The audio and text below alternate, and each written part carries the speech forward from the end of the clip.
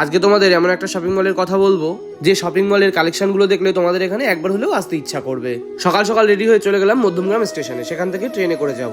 মধ্যমগ্রাম থেকে হাবড়া লোকালে উঠি, হাবড়াতে আসতে প্রায় 40 মিনিট মতন লাগে। তারপরে এসে পৌঁছালাম হাবড়ায়। স্টেশন থেকে বেরিয়ে একটা মিষ্টির দোকান পড়লো, সেখান থেকে হালকা মিষ্টি খেয়ে তারপরে ভ্যানে করে চলে যাই সেই শপিং মলটার দিকে।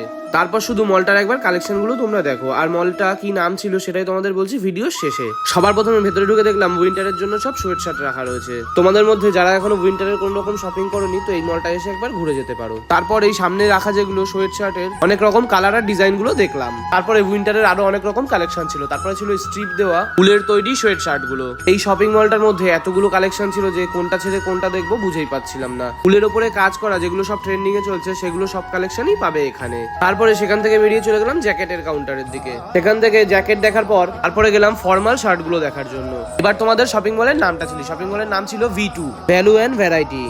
হাবড়ায় নেমে যে কোনো টোটো বা ভ্যানকে V2 বললেই এই পুরো শপিং মলটার সামনে তোমাদের নামিয়ে দেবে। ভিডিওটা ভালো লাগলে ফলো করে রেখো, দেখা হচ্ছে নেক্সট ভিডিওয়।